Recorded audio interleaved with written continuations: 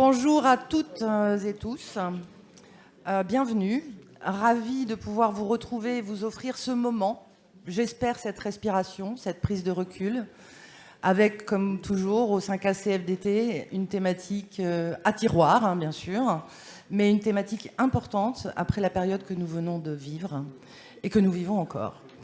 Donc, je vais laisser la parole à Nathalie pour la présentation du fil de ces journées. Et Nathalie qui a l'habitude d'être notre fil rouge. Alors aujourd'hui, c'est le fil bleu, mais c'est pas moins bien.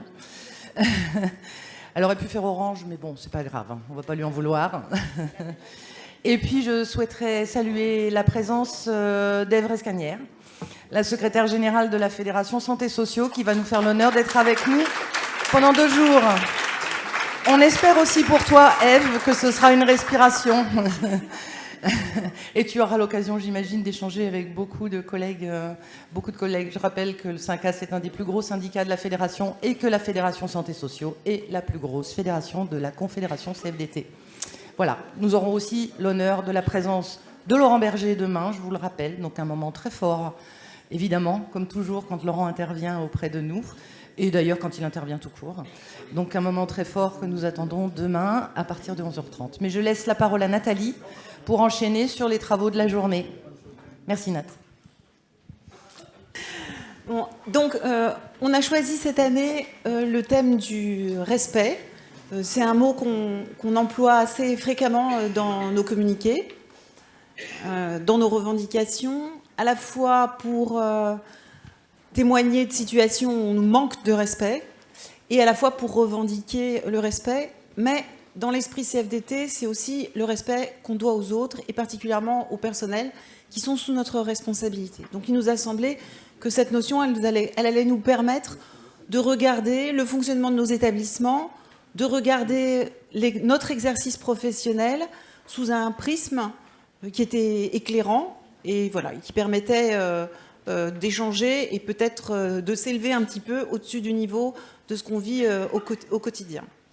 Donc, aujourd'hui, on va commencer par une conférence introductive faite par Pierre-Olivier Monteil, qui va donc se présenter prochainement, pour présenter les notions de respect et de responsabilité dans peut-être un champ plus large que celui qu'on utilise, nous, habituellement, même si on a des appétences pour d'autres disciplines que la gestion. La première table ronde de la journée sera consacrée à le respect de l'autorité et de la responsabilité au travers de la gouvernance, avec la question, est-ce que la gouvernance, son organisation, son mode de fonctionnement peuvent porter atteinte à l'autorité et au respect donc de l'autorité que nous incarnons. On aura ensuite, après le déjeuner, une deuxième table ronde au cours de laquelle on regardera comment l'allocation, les modes d'allocation des ressources et les principes d'utilisation de ces ressources peuvent aussi porter une certaine atteinte à notre autorité, notre capacité d'agir en particulier, et voilà, quelles conséquences ça a dans notre propre exercice professionnel. Ne vous inquiétez pas, il y a des pauses évidemment entre chacune de ces tables rondes, et on a prévu cette fois-ci, par prudence, que les pauses durent une demi-heure, pas plus, et d'avoir un système de rappel extrêmement doux et non pas une sonnerie. Mais c'est vrai que quand on prend du retard sur le calendrier, après, on a très faim au moment de la table ronde. Voilà. Donc, c'est bien de rester dans ce cadre. Cet après-midi, il y aura une intervention de Héloïse Hallyday, qui est maître de conférence en psychologie clinique, sur l'état d'un travail de recherche qui concerne les collectifs, les équipes de direction, et la question de savoir si c'est des collectifs de travail ou pas. Et puis, avant le discours de Anne Meunier, on vous fera un focus sur les élections, parce qu'on est quand même dans des journées préélectorales, ce qui leur donne une tonalité vraiment particulière. Donc, à la fois en priorité pour présenter les candidats, les secrétaires nationaux donc présenteront les candidats, et puis pour vous faire un premier tutoriel du vote qui va permettre d'en rassurer certains et aussi de pouvoir diffuser ce message rassurant. Même si on n'est pas inscrit sur Saga, on peut voter. Et je pense que s'il y a une seule chose à retenir, c'est ça. On reprendra demain matin dès 9h, c'est-à-dire plus tôt qu'aujourd'hui, par une première table ronde consacrée au respect des professionnels en tant qu'individus. Et puis, à 11h30, on aura donc l'honneur de la visite de Laurent Berger et d'un échange entre Laurent Berger et Ève Rescanière sur des questions posées par Anne Meunier.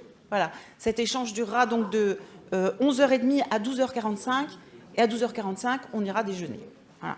L'après-midi, la table ronde phare sur le respect des professionnels en tant que collectif, c'est-à-dire les revendications collectives, statutaires ou conventionnelles selon les secteurs. Et on pourra échanger à la fois sur où on en est de la reconnaissance des fonctionnaires, des directeurs, du privé ou du public, et aussi sur la reconnaissance par la formation. Et les journées seront clôturées à 15h45 par Anne Meunier. Et à chaque pause, évidemment, allez visiter les stands. Il y a des exposants qui présentent des solutions de gestion intéressantes qui sont là pour écouter, avec lesquels on peut échanger sur des expériences qu'on a déjà conduites ou qu'on souhaite conduire. Et je vous rappelle qu'ils contribuent à l'organisation de ces journées. On va commencer par une intervention introductive de Pierre-Olivier Monteil. Vous êtes docteur en philosophie politique et vous avez en fait un passé, sinon un passif, de manager, puisque vous avez une expérience avant l'université et l'enseignement, ce qui vous donne un ton particulier, en tout cas c'est l'opinion qu'on se fait quand nous on lit vos écrits, avec un rapport très proche entre les concepts éthiques ou philosophiques et la pratique du management, ce qui fait que la plupart du temps, ce qu'on ressent, c'est qu'on se reconnaît dans ce que vous dites. Et on espère que là, tout de suite, on va tous se reconnaître. Merci. Bonjour à toutes, bonjour à tous. Merci beaucoup pour votre invitation. Je suis à la fois très intéressé et très honoré de participer à vos travaux de ces 2 jours. Effectivement, je me présente rapidement. Donc Pierre-Olivier Monteil, je suis à la fois chercheur associé dans un centre de philosophie à Paris qui s'appelle le Fonds Ricoeur, dans le 14e arrondissement, du nom du philosophe Paul Ricoeur, qui est mort en 2005 et qui est mis à disposition de qui ça pouvait intéresser, des chercheurs du monde entier, ses archives, sa bibliothèque de travail, ses articles très très très nombreux. C'est impressionnant de voir comment une seule personne peut produire autant en une courte vie. Et donc ça a donné lieu à... Donc cette mise à disposition se traduit par ce centre où donc je fais de la recherche en philosophie politique après une thèse sur la pensée politique de Ricoeur. Et ce qui est intéressant, c'est que la pensée politique de Ricoeur est articulée étroitement à une réflexion sur l'éthique, en considérant que si le politique est tout seul, ça devient du cynisme, et si l'éthique est toute seule, ça devient du psychologisme, et qu'il faut articuler l'individu, la subjectivité et le collectif.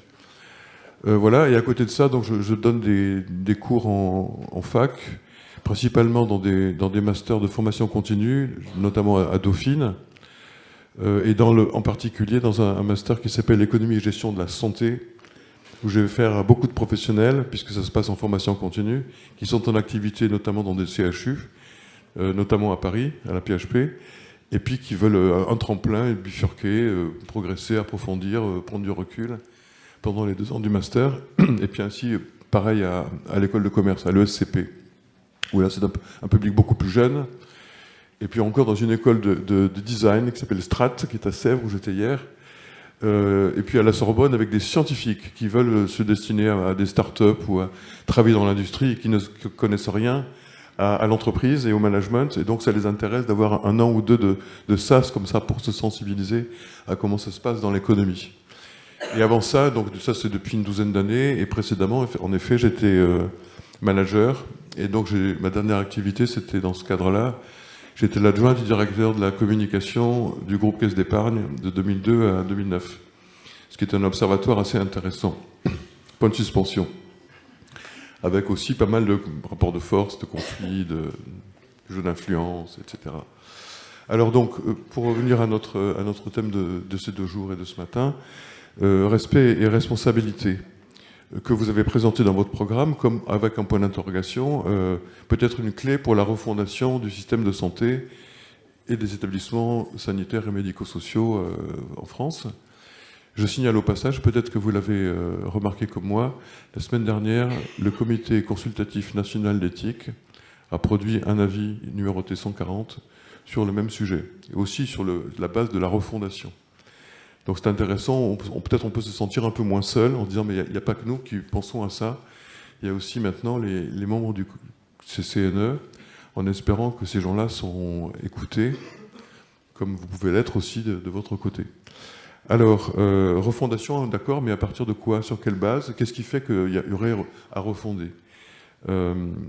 Semble-t-il, c'est le Covid-19 qui a changé la donne, et à mon sens, qui a montré en particulier que, au-delà de capacités limitées en nombre de lits, il y a l'engagement, il y a le dévouement, il y a l'inventivité, il y a le courage de ce qu'on a pu appeler à l'occasion les invisibles.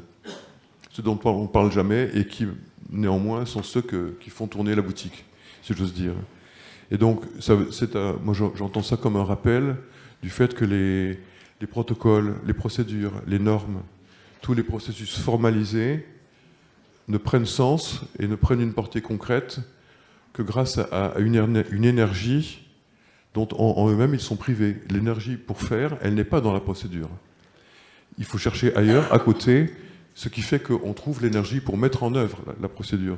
Donc l'énergie de ces professionnels, des personnes qui mobilisent librement, c'est-à-dire dans le registre de ce qui n'est pas marqué sur la procédure, ce qu'on appelle l'informel, ce qui n'apparaît pas sur la fiche de poste, ce qui n'apparaît pas sur l'organigramme, ce que le protocole ne peut pas prévoir, c'est-à-dire l'initiative, la discussion, la coopération, l'entraide, tout ce qu'on a vu qui était effectivement mis en œuvre pendant cette phase tellement spéciale où les moyens manquaient et où l'urgence était omniprésente. Donc ça veut dire qu'au-delà des ressources humaines, entre guillemets, celles qui se gèrent par les professionnels au sens des missions classiques des DRH, on pourrait dire qu'il y a des ressources humaines, des ressources anthropologiques qui se libèrent à condition que ça fasse sens, par conviction, en quelque sorte par désintéressement, c'est-à-dire pour finalité simplement d'exprimer ce que nous sommes, et ce que nous croyons, et ce à quoi nous aspirons. Alors évidemment, par un parcours habile, il y a des dispositifs qui mettent en situation de rivalité, de calcul, qui éventuellement organisent le management par la peur ou par l'intérêt, ou qui misent sur le conformisme et sur les habitudes. Mais donc ça donne un vague système de canalisation comme ça. On pourrait dire que c'est le système de la carotte et le bâton. Moi j'appelle ça le management comme une bétaillère, comme on canalise le bétail pour qu'il aille dans la bonne direction. On voit bien qu'il ne s'agit plus de personnes, il s'agit de comportements de plus en plus régressifs.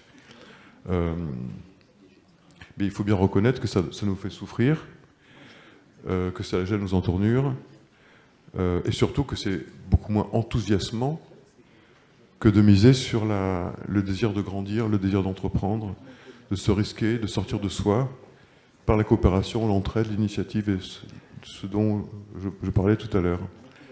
Et donc c'est sur cette toile de fond que j'aimerais maintenant envisager les deux notions de respect d'abord et ensuite de responsabilité. Alors il y a un premier sens tout à fait courant de respect, c'est le respect, je dirais le sens minimal, c'est le respect au sens de la politesse. Ça n'a l'air de rien, mais à mon avis, ça commence à devenir de plus en plus problématique dans un contexte général de management de plus en plus centré sur la technicité, sur le digital, sur l'automatique, sur les procédures, sur un idéal d'un fonctionnement comme ça qui se ferait tout seul, la société automatique. Et donc il y a un effet, me semble-t-il, de déritualisation. Discuter autour de la machine à café, ce serait du temps perdu. En tout cas, c'est même pas du temps perdu, c'est du temps impossible si on communique par le digital. Et donc à partir de là, les rapports deviennent de plus en plus abstraits, de plus en plus hors sol, de plus en plus déshumanisés, et tout ça au nom d'un progrès qu'on pourrait interroger.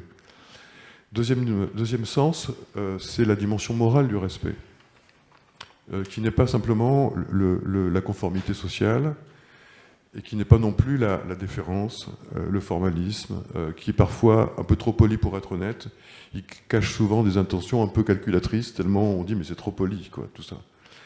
Alors pour poser la question de ce sens moral du respect, en quoi le sujet humain est-il digne de respect? On pourrait dire en tant qu'il est capable, que nous sommes capables de ce qu'on appelle une imputation morale. Je suis capable de m'imputer sur mon compte, en quelque sorte, ce que j'ai fait, mais pas ce que je n'ai pas fait, en expliquant pourquoi, au nom de quoi, etc. On appelle ça exactement la responsabilité. Je suis capable de répondre de mes actes. Et non seulement ça, mais je suis capable de tenir parole, de prendre des promesses, de les tenir ou non. Et justement, ce n'est pas automatique, ça tient à moi. Est-ce que je tiens parole? C'est-à-dire plus largement de m'inscrire dans ce qu'on appelle un ordre symbolique, qui n'est pas réductible à un fonctionnement technique ou économique, mais plutôt à un idéal de vivre ensemble. Par exemple, on peut se poser la question, qu'est-ce qui se passerait si tout le monde mentait? Eh bien, si tout le monde mentait, le langage serait bon à mettre à la poubelle, parce qu'il n'y aurait plus de rapport entre les mots et les choses. Donc, on ne pourrait plus communiquer avec des paroles, puisqu'elles n'auraient plus de sens. Donc, c'est par rapport à ça qu'on peut s'interroger sur quelle est ma responsabilité à moi, pour que l'institution des institutions qu'est la parole soit fiable, soit opératoire, qu'on puisse lui faire confiance, soit digne de confiance. Et donc, la réponse, enfin, la condition que ça suppose, c'est d'être capable, comme dit Kant, de placer mes actes sous une règle. Je ne suis pas dans la toute-puissance, mais je choisis de faire telle chose plutôt que telle autre, parce que je me réfère à une règle, une norme, un principe, une valeur, à laquelle je me soumets en appliquant cette règle plutôt que telle autre, parce que ça me semble indiqué en la situation. J'y souscris. Et j'y souscris éventuellement indépendamment de mes intérêts. J'y souscris parce que j'y crois. Et donc c'est notamment, et on va y revenir après, c'est toute la question de qu'est-ce qui se passe dans une société où c'est les intérêts, le calcul, le cynisme qui l'emportent de façon systématique au détriment du respect. Et en l'occurrence, déjà en amont du respect de soi. Donc le respect à la fois de soi et d'autrui revêt paradoxalement une valeur à la fois personnelle, à quoi est-ce que je me réfère pour agir, et en même temps publique. Public parce que la responsabilité que j'assume donc dans ce cadre-là, je peux l'argumenter au nom d'une référence commune, ce qui ne veut pas dire qu'on est tous d'accord, mais que nous avons tous le geste de faire référence à quelque chose de commun, qui est notamment la parole déjà, et ensuite que quelque chose qui a à voir avec du vrai, et sur lequel éventuellement on pourra s'accorder. Et puis deuxièmement, on voit bien qu'il y a une dimension publique parce que cette référence à la vérité, elle correspond, elle renvoie à une conception d'un monde commun. Pour le dire autrement, il y a du commun parce que qu'est-ce qui me permet de tenir ma promesse? On peut dire c'est parce que je sais que l'autre compte sur moi pour tenir cette promesse. Donc l'autre me rend capable, par son attente, d'être à la hauteur de mes propres paroles, ce que Ricoeur appelle le maintien de soi.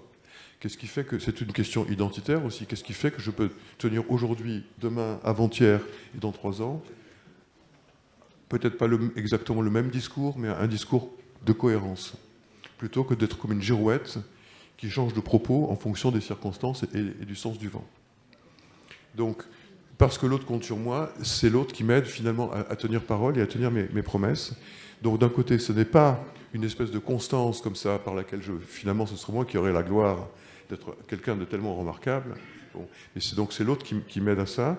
Et inversement, c'est le contraire du cynisme qui change d'avis comme une girouette.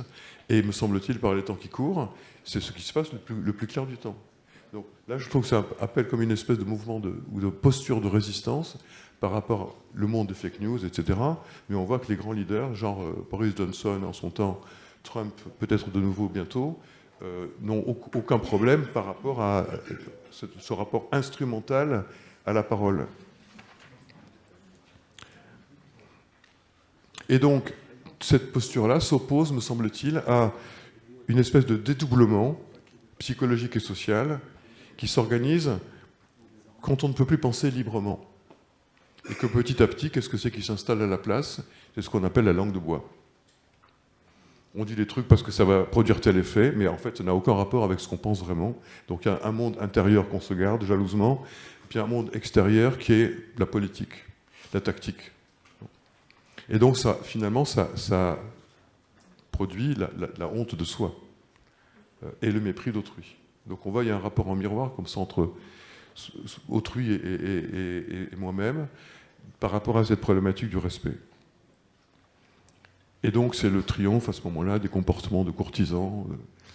En France, on est très fort depuis Louis XIV et même avant, et il y a eu des films magnifiques là-dessus, comme Ridicule, je me réfère toujours à ça, qui est absolument génial, où on voit voilà, qu'est-ce qui se passe quand il n'y a que de l'instrumental et il n'y a plus de conviction, quoi. Plus personne ne respecte personne, et c'est un monde qui s'écroule, quoi. Alors, du coup, je me dis, est-ce qu'on ne pourrait pas imaginer comme une posture un peu diplomatique à l'égard du respect qu'on peut exiger de soi, à l'égard de ceux qui, plus ou moins, ne nous respectent pas toujours ou pas complètement. Et donc, ce serait de dire, mais finalement, est-ce que vous respectez vous-même? Donc, de renvoyer cette question à l'autre de façon diplomatique en disant, mais à force de m'instrument, est-ce que votre façon de m'utiliser comme un instrument n'est pas la manifestation du fait que vous-même êtes dans une logique d'instrumentalisation, à commencer par vous-même? Et donc, est-ce qu'on pourrait essayer de sortir de cette logique où tout le monde calcule tout, etc., et qui, en fait, où tout le monde dispose du monde? Alors ça, c'est une première... Enfin, c'était donc la deuxième dimension, au sens de le respect moral. Après, il y a une dimension plus éthique, qui est à voir moins avec des devoirs, mais avec du désir, c'est-à-dire l'estime de soi. On pourrait dire, en principe, ça c'est un vieux débat philosophique, c'est qu'on pourrait dire, ben voilà, en principe, je peux me dire que ma dignité, mon respect, le respect que je m'inspire à moi-même, ne dépend pas du jugement d'autrui. Je sais à quoi m'en tenir, voilà. Je n'en pense pas moins, ils font ce qu'ils veulent, mais moi je sais à quoi m'en tenir. Sauf qu'en pratique, il me semble que le respect de soi, comme ça tout seul, en soi, ne peut pas survivre longtemps sans estime de soi. On pourrait dire qu'est-ce qui se passe quand on est mis au secret, quand on est prisonnier politique, quand on a fait un délit, etc., quand on est environné d'un monde de faux semblants, quand la parole publique est épiée, surveillée, contrôlée, et qu'on peut être... Quand il règne un climat comme ça de surveillance et de peur, l'estime de soi, elle est difficile à maintenir. Parce que ce qui est difficile à maintenir, c'est le sentiment, donc c'est ça l'estime de soi, d'être suffisamment à la hauteur de nous-mêmes. Est-ce qu'on peut se regarder droit dans les yeux dans la glace en disant « oui, j'assume ce que je viens de dire ou ce que je viens de faire ». Et donc quand c'est l'empire du double langage et des faux fuyants, ça devient difficile. Mais ça suppose aussi de pouvoir se nourrir soi-même de nos propres réussites, aussi modestes soient-elles. Dire, ben oui, je suis capable de. J'actualise ma confiance en soi et je peux m'estimer parce que je viens de faire quelque chose auquel je souscris. Donc je peux, et puis d'une part ça, et puis d'autre part, est-ce que autour de moi, ça donne lieu à une forme de reconnaissance sociale? Donc on peut dire l'estime de soi est un sentiment fragile qui dépend de l'approbation d'autrui et de la possibilité concrète que autrui me laisse prendre des initiatives pour que je puisse me faire des preuves, y compris à mes propres yeux. Donc ça suppose qu'autrui me manifeste son accord, ses encouragements, son soutien, et non pas son hostilité ou son indifférence. Et donc, est-ce que c'est encore possible quand tout est digitalisé?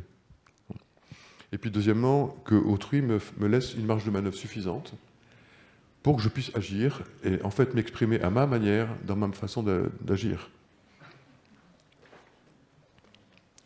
Et puis troisièmement, que les institutions qui font médiation, les procédures, les organisations, les méthodes, etc., tout ce qui fait médiation dans nos rapports entre nous et autrui, permettent effectivement l'expression des capacités des personnes en présence. Bon, par exemple, que ce ne soit pas la langue de bois. Ça, c'est par rapport à l'institution du langage. Et ensuite, par rapport à l'action, c'est-à-dire tout ce qui est formatage, protocole, procédure, etc.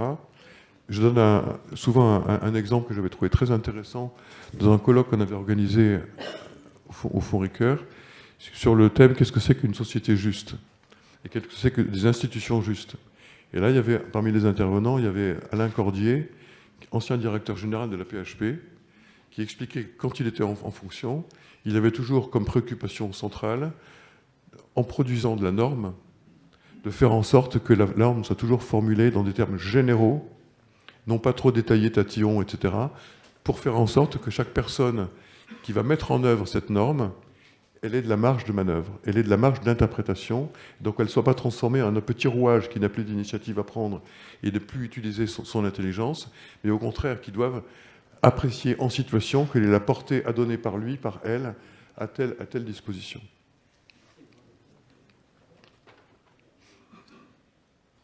Bon, et donc, sans développer davantage, mais on pourrait vraiment montrer que ce rapport de respect, on va dire, au sommet de la gouvernance, évidemment, n'est pas du tout sans incidence sur le respect qu'on peut se porter en cascade, de haut en bas de la hiérarchie managériale, et puis bien sûr dans la relation d'accompagnement et de soins.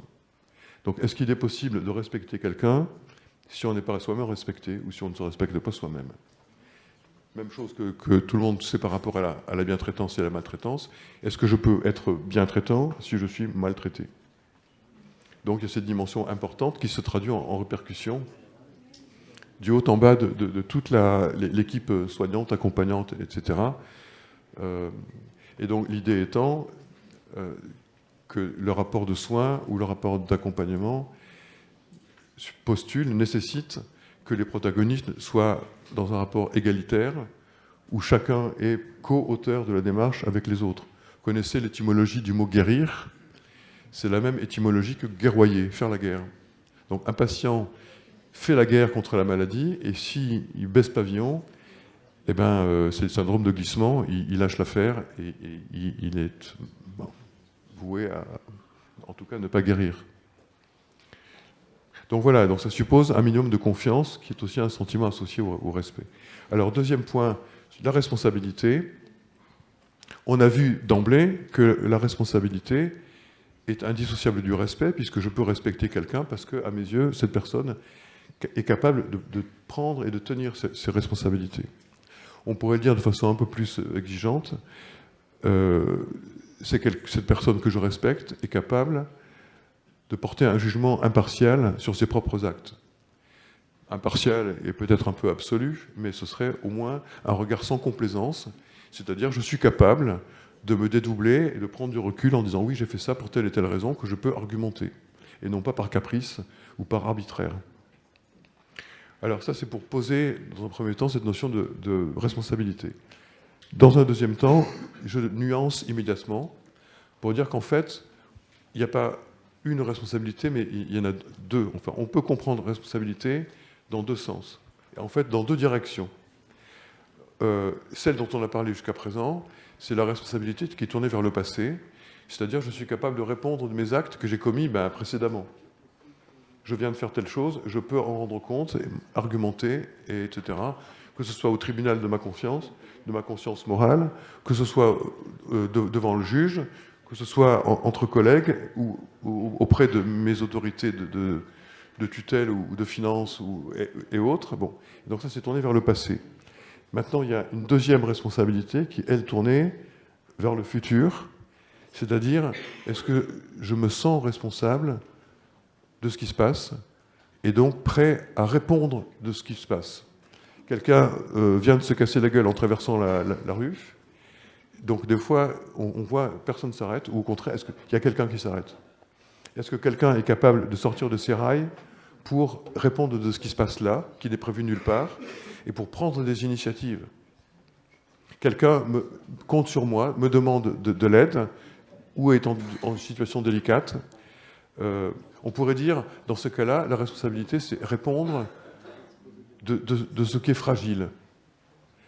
Probablement que nous ne pouvons pas ne pas intervenir à ce moment-là, parce que ça entre en résonance, ce qui se passe sous nos yeux entre en résonance avec la conscience et le sentiment que nous avons nous-mêmes de notre propre fragilité. Et que par empathie, par analogie, on est sensible à cette fragilité qui, cette fois, s'en prend à quelqu'un d'autre. Et on peut dire que c'est une espèce de commune humanité qui fait qu'on intervient parce que nous sommes, en tant qu'humains, fragiles de part et d'autre. Alors, quelques remarques. Cela suppose d'être soi-même personnellement affecté par ce qui se passe. Qu'il y ait de la place en nous pour des sentiments. C'est-à-dire qu'il n'y a pas que des procédures et que des gestes techniques. Nous pouvons être ébranlés par quelque chose qui n'est pas marqué sur le protocole, mais qu'on va faire quand même parce que ça nous affecte, ça nous ébranle et ça nous met en mouvement.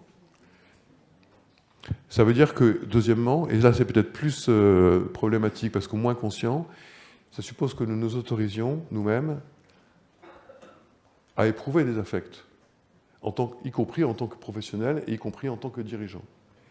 Et là on peut se demander, dans une politique RH d'évolution de carrière, etc., si on n'a pas trop tendance parfois à privilégier la personne qui s'est endurcie, qui s'est fait tanner le cuir, et en gros qui s'est coupé de ses sentiments, en disant voilà quelqu'un qui tient la route, qui ne va pas se laisser impressionner partout et n'importe quoi, mais inversement, est-ce qu'elle va, cette personne-là, être affectée par ce qui n'a pas été prévu, et considérer que même si c'est peut-être coûteux, ou en temps, en moyens, en effectifs, que sais-je, eh ben, il faut le faire quand même. Donc il y aurait méfiance peut-être à avoir à l'égard d'un certain idéal qui assimile le fait d'être expérimenté au fait d'être aguerri. On voit bien, aguerri, c'est la guerre, quoi. On pourrait dire, de ce point de vue-là, être courageux, ce n'est pas ne pas avoir de sentiments, mais c'est faire avec nos sentiments.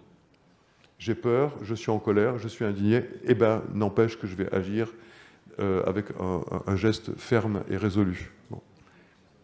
Donc, ce qu'on voit à partir de là, c'est qu'avec ces deux sens de responsabilité, potentiellement, il y a toujours une tension entre la responsabilité tournée vers le passé et la responsabilité tournée vers le futur. Parce que, notamment, si on se met dans le contexte de judiciarisation croissante qui est souvent le nôtre, ça veut dire qu'on sait qu'on va avoir des comptes à rendre, éventuellement en justice, et ça peut dissuader de prendre des initiatives, donc de répondre à la deuxième responsabilité, parce qu'on se dit, attention, parce que j'ai des comptes à rendre. Et donc, il ne faudrait pas que la responsabilité tournée vers le passé dissuade la prise d'initiative tournée vers le futur. Alors, encore un aspect complémentaire sur la responsabilité, c'est la fameuse distinction que tout le monde connaît plus ou moins, qu'on doit au sociologue Max Weber, sociologue philosophe allemand du fin 19e, début 20e, qui en 1919 s'adresse dans deux conférences qui ont été publiées ensuite sous le titre Le philosophe et le politique, le savant et le politique, pardon. Et donc Max Weber s'adresse à ce moment-là à des étudiants qui sont, dans la majorité, ils sont pacifistes. Et il leur dit, bon, c'est très sympathique d'avoir des convictions pacifistes, mais faites attention parce que pour l'instant, autour de nous, tous les pays sont en train de réarmer.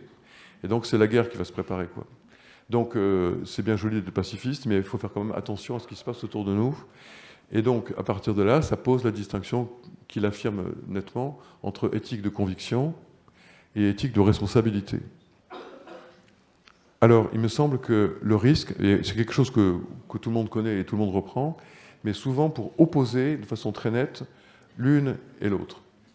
Et il me semble que ce qui serait autrement intéressant, ce serait de pas trop les dissocier, mais d'essayer de les articuler l'une à l'autre.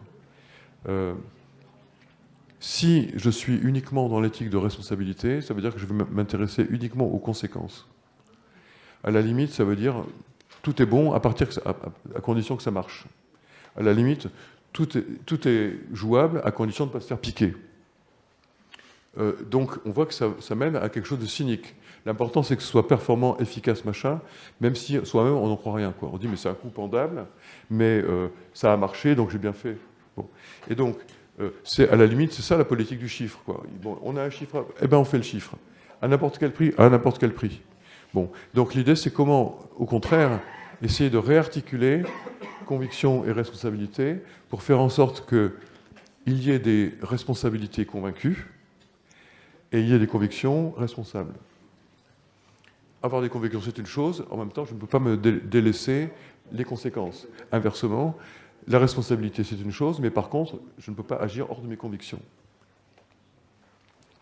Donc ça veut dire réhabiliter les convictions, c'est-à-dire le sens des finalités, le projet, ce qui conduit en particulier, me semble-t-il, à réhabiliter, enfin à contester la subordination des finalités à la question des moyens. Et ça, c'est la question de ce qui se pose en gestion d'établissements médico-sociaux, c'est que tout d'un coup, on se va imposer une enveloppe budgétaire et débrouillez-vous avec ça, quoi. Donc là, on voit bien qu'on est dans une logique inverse. On commence par les moyens, comme pour enfermer, et ensuite débrouillez-vous avec ça, quoi. Ensuite, me semble-t-il, il y aurait aussi à réhabiliter le temps long. Parce que les convictions, elles peuvent être patientes, elles peuvent prendre leur temps. On dit, mais on ne va pas y arriver du premier coup, n'empêche que je garde mon cap, et un jour, on va y arriver. Alors que si on donne le primat au résultat, ça va tomber comme un coup près, on dit, où est-ce que vous en êtes là, en termes de... Et donc, c'est le court terme qui l'emporte et qui empêche la progression sur le moyen terme et sur le long terme. Et puis, au-delà, c'est ce qu'on peut appeler le fétichisme des chiffres. Hein, donc, on va faire la politique du chiffre, et je n'ai pas besoin de développer. Vous connaissez peut-être notamment Alain Suppiot, le grand juriste, qui a entre autres écrit « La gouvernance par les nombres » et qui développe amplement cette thématique-là. On peut dire que le problème, c'est que ça anesthésie le sens des missions par rapport à la logique du résultat. L'important, c'est la politique du chiffre. Donc, mais par contre, qu'est-ce que j'en pense ? Eh ben, c'est ça qu'il faut, à mon avis, aussi difficile que ce soit, tenter de préserver, d'entretenir, de raviver, c'est chez soi et puis chez les collaborateurs. Et ce qu'on peut dire, par exemple, à ça, dans le contexte de l'accompagnement et du soin, c'est qu'on a affaire à des personnes humaines dans leur singularité. À la fois singularité d'accompagnants et de soignants, et singularité de patients et de personnes accompagnées. Parce que sinon, on passe à côté. Bon. Et donc, la gestion, c'est comme ingestion, digestion, gestion. Ça consiste à passer tout ça à la moulinette pour faire une espèce de substance homogène, donc qui sera cumulable pour être calculable. Et donc, ça veut dire qu'on prend le singulier, on le passe à la moulinette pour en faire un concept, un indicateur. Et donc, ok, mais à condition de ne pas perdre de vue que derrière, il y a des personnes. Que derrière chaque numéro, il y a quand même une personne.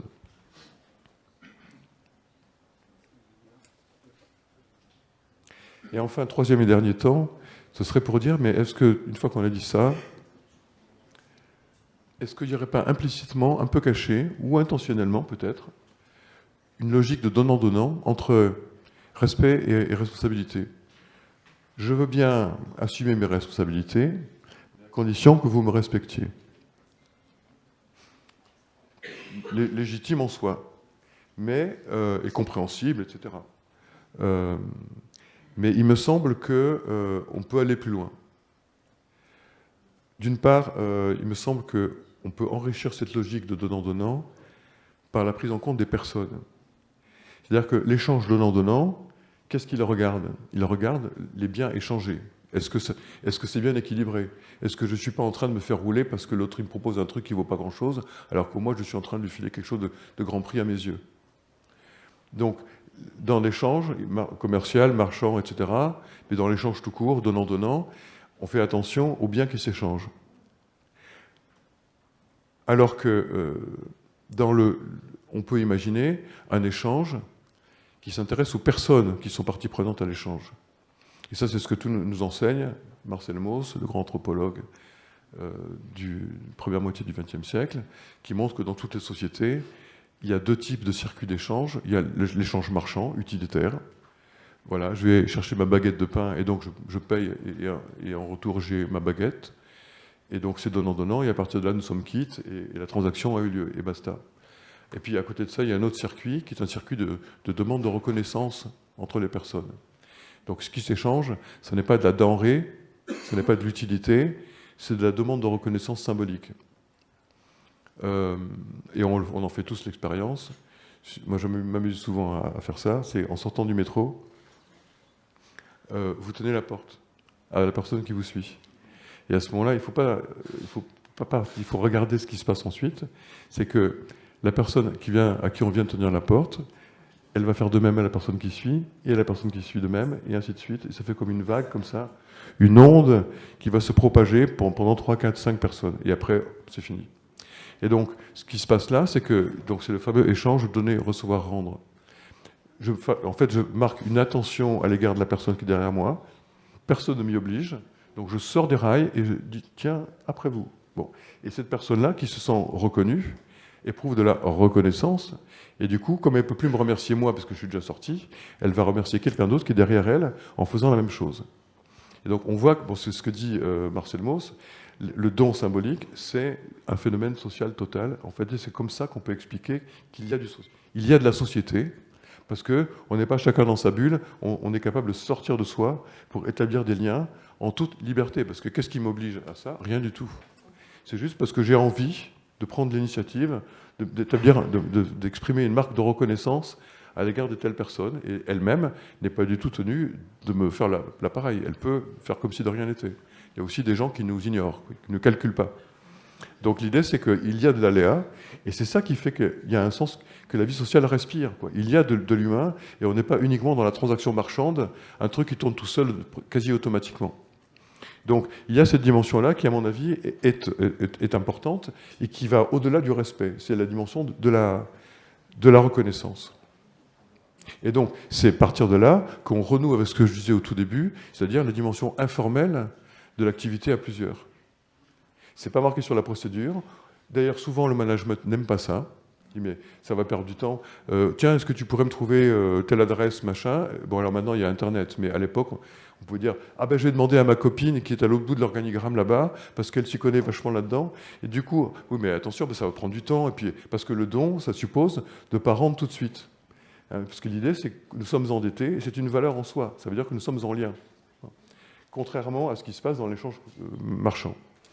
Bon. Et donc, qu'est-ce que ça, on peut dire rapidement, quels sont les apports de l'économie du don, de la reconnaissance, et la reconnaissance, qu'est-ce que ça produit? Ça produit de la confiance. Ensuite, ça réhabilite le sens, par opposition au résultat.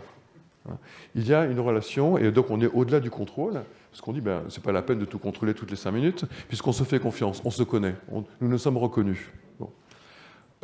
La valeur d'endettement mutuel est positive et non pas négative. Ce n'est pas un problème d'être endetté, c'est au contraire le signe que nous sommes en relation. Et puis, il y a donc, la traduction, c'est la coopération, c'est le support de ça, en contexte professionnel en particulier, c'est la coopération. Et donc, ça veut dire que ça véhicule des affects, du plaisir. Le fait de travailler ensemble est en soi gratifiant pour les protagonistes. Et donc, c'est le contraire de l'évitement, du contrôle, de la méfiance, du soupçon, de la procédure, enfin, tout ce qu'on connaît dans le management ultra maniaque, du New Public Management dont parle Alain Suppiot. Donc voilà, mais ça a des conditions, c'est-à-dire qu'il faut s'exposer en personne. Ce n'est pas le rôle, c'est pas moi en tant que telle fonction, c'est moi en tant que personne. Et deuxièmement, il faut se donner du temps. Vaste problème. Le temps, parce que ça ne marche pas du premier coup, qu'on se reconnaisse. Et donc, je dirais que la visée de ça, c'est d'établir des relations partenariales entre pairs. Et donc, ce qui permet, entre autres, de prendre en compte le temps long. Donc, c'est-à-dire qu'on n'est pas uniquement dans une relation où nous sommes quittes à l'issue de la transaction. Voilà, l'opération est faite, donc c'est fini. Alors que là, au contraire, l'opération est faite, mais ce n'est qu'un début. Nous sommes en lien, nous nous connaissons, et donc on trace dans la durée d'une relation naissante. Bon, à partir de là, il me semble qu'il y a quelque chose une troisième dimension qui peut apparaître. C'est au-delà donc du don, au-delà de la reconnaissance mutuelle par le don maussien, il peut y avoir quelque chose comme des rapports d'autorité. Non pas autoritaire, exactement le contraire, mais quelque chose qui fait autorité. C'est exactement ce qu'on dit de Socrate avec ses disciples, ou bien des élèves à l'égard du maître, ou du pédagogue, ou des enfants à l'égard du parent. C'est-à-dire, c'est qu'est-ce qui fait que telle personne, a priori, j'éprouve de la confiance à son égard, je lui porte un certain crédit à ce qu'elle dit, à ce qu'elle fait, à ce qu'elle promet. Et donc, qu'est-ce qui permet ça? En fait, c'est la situation dans laquelle il y a décentrement. Cette personne que je crédite de faire autorité à mes yeux, pourquoi? Parce que je perçois, je comprends intuitivement ou consciemment que ce qui la soucie, c'est d'augmenter ma propre autonomie, ma propre capacité de prendre mon envol. Et donc, c'est là où il y a un jeu très, très subtil. Il y a d'un côté une asymétrie, une verticalité. L'autorité, on a tendance à le mettre au-dessus de soi. Et en même temps, je le fais parce que j'ai le sentiment que cette personne déjà imagine qu'un jour, l'élève va dépasser le maître. Parce que c'est ça à quoi elle aspire. Donc il me semble qu'au-delà des relations donnant-donnant, au-delà de la simple reconnaissance sociale, on peut imaginer ce qui est un peu la botte secrète du rapport hiérarchique et qui dépasse purement et simplement la simple subordination, c'est qu'il y en a un, certes, qui est entre guillemets au-dessus, y compris à l'organigramme, mais dont l'idéal est de faire en sorte que la personne qui est en dessous, non pas du tout soit à rabaisser, à infantiliser, mais au contraire à autonomiser pour accompagner qu'elle grandisse. Bon, et donc, j'en finis par là, quelle est la possibilité, qu'est-ce qui permet ça? C'est qu'on se situe en tant que cette personne soucieuse de se décentrer dans un rapport de transmission. Je ne suis pas le propriétaire de mon pouvoir, je suis au contraire responsable de ce dont j'ai pu bénéficier avant et qui m'ont permis tout ça, toutes les personnes qui m'ont prêté main forte, qui m'ont conseillé, qui m'ont aidé et qui m'ont permis d'arriver là où j'en suis, eh bien, à mon tour, j'aimerais en faire bénéficier les personnes qui me suivent. Donc c'est un rapport de transmission dans le temps long. Et je dirais que c'est souvent quelque chose qu'on peut lire dans la presse, et notamment je fais allusion à des longs entretiens qui sont parus sur quelques années dans Le Monde, dans une série qui s'appelle « Je ne serais pas arrivé là si je n'avais pas rencontré tel ou tel ». Et en fait, ce qui est à la fois super et en même temps trompeur, c'est que c'est souvent des stars, Jesse Norman, ou bien un grand comédien, etc. Et on pourrait dire, mais donc c'est réservé aux grands artistes en fin de carrière, quoi. D'être reconnaissant. Et le pari, je trouve, y compris syndical, ce serait de dire, mais non, c'est quelque chose qui est possible à tous, quelle que soit la fonction et quels que soient les âges, quoi. D'en faire un pari, et j'en finis par là. Ça suppose quoi comme condition? Ça suppose, évidemment, qu'on puisse se comprendre, qu'on puisse avoir un système de valeurs qui fasse référence de part et d'autre. Et me semble-t-il, ça implique donc une référence commune à ce que sont les valeurs du métier. Et donc, je trouve que c'est très important par rapport à opposer aux résultats de gestion, quoi. Non pas qu'on puisse se passer de la gestion, mais que la gestion est au service du métier. Et donc, je trouve très important de réhabiliter un mode de management et de direction qui soit beaucoup plus centré sur les valeurs du métier et un peu moins centré sur le résultat de gestion. Mais ça suppose une posture, finalement, discrète, parce que l'autorité, c'est quelque chose qui ne veut pas, comme le don au sien, elle ne veut pas mettre l'autre dans l'obligation de rembourser, elle veut au contraire permettre à l'autre de prendre son envol. Donc, paradoxalement, c'est une posture discrète, d'exemplarité qui ne se montre pas. Voilà, je vous remercie.